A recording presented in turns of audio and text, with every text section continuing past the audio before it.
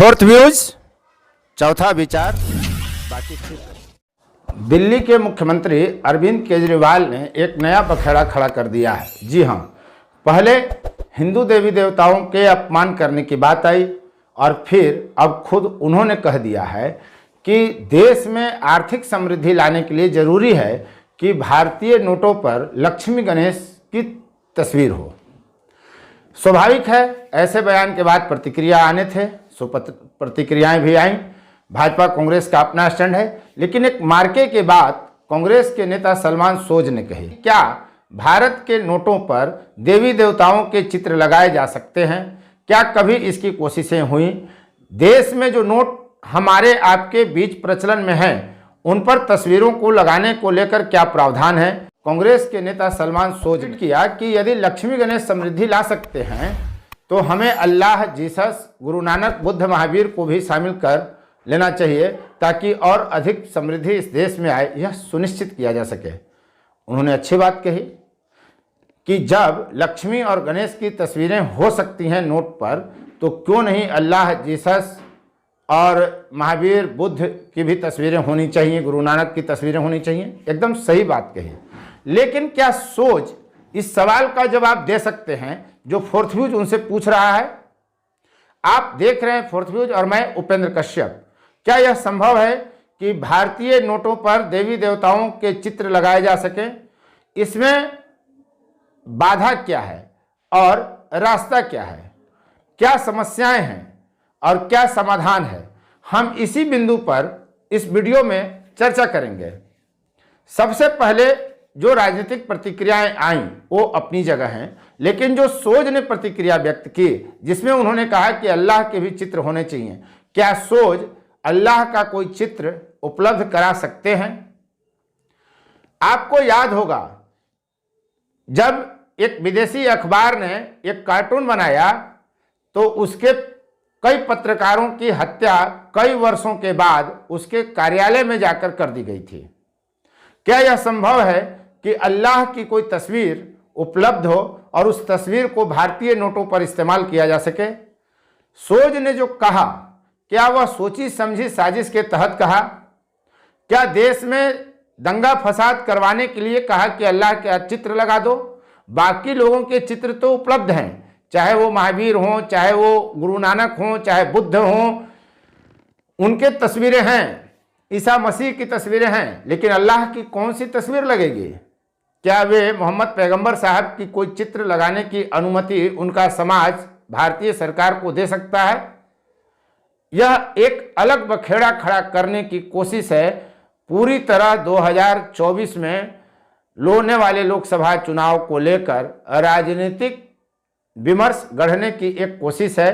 अभी जिन प्रदेशों में चुनाव होने हैं, खासकर गुजरात को लेकर अरविंद केजरीवाल ने अपनी बिसात बिछाई है, जिस पर सभी राजनीतिक दल अपनी अपनी प्रतिक्रिया व्यक्त कर रहे हैं।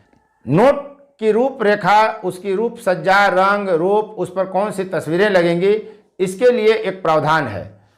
आरबीआई अधिनियम 1934 की धारा 25 के तहत नोटों की रूपरेखा, साज सज्जा या उनकी गुणवत्ता को लेकर आरबीआई फैसला करता है, जिसमें साफ निर्देश दिया गया है कि नोटों का डिजाइन ऐसा होना चाहिए जिसे केंद्र सरकार ने केंद्रीय बोर्ड की सिफारिश पर स्वीकार किया हो। नोटों पर देवी देवता की तस्वीर लगाना आसान नहीं है, कठिन और लंबी इसकी कानूनी प्रक्रिया है। आपको बताते हैं कि जब 1996-97 में महात्मा गांधी सीरीज के नोट जारी किए गए थे, तब इन्हीं नियमों का पालन हुआ था जो हमने आपको बताया। आरबीआई अधिनियम 1934 की धारा 25, इसका इस्तेमाल हुआ था। लेकिन आपने नोटों पर गौर किया होगा, महात्मा गांधी पर जो सीरीज नोट हमारे बीच काफ़ी प्रचलन में है, इनके पहले तंजौर के मंदिर दिखते थे, गेटवे ऑफ इंडिया दिखता था, अशोक स्तंभ के सिंह का इस्तेमाल होता था। तो ये तीनों जो इस्तेमाल किए गए, इसके लिए बाकायदा उस कानून की प्रक्रिया का पालन किया गया जो हमने आपको बताया। इसके अलावा आर्यभट्ट उपग्रह, पहला तेल कुआं, कोणार्क मंदिर का चक्र एवं मोर को भी भारतीय नोटों पर जगह दी गई, उनकी तस्वीरें लगाई गईं।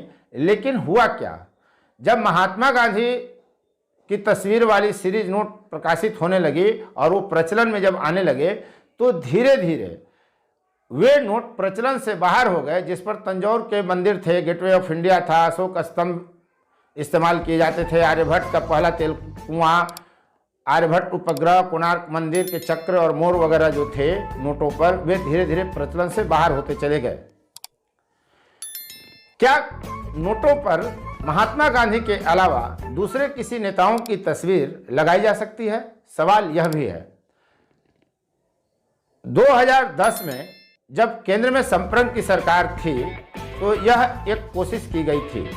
तब जवाहरलाल नेहरू, इंदिरा गांधी और सरदार पटेल के तस्वीर भी नोटों पर लगाए जाने की चर्चा हुई थी, लेकिन इसके लिए संप्रंग सरकार ने जो कमेटी बनाई उसने उस पर विचार किया और महात्मा गांधी के अलावा किसी भी नेता के चित्र नोटों पर लगाने के प्रस्ताव को खारिज कर दिया था। और इसकी जानकारी खुद तब राज्यसभा में तत्कालीन वित्त राज्य मंत्री नमो नारायण मीना ने दी थी।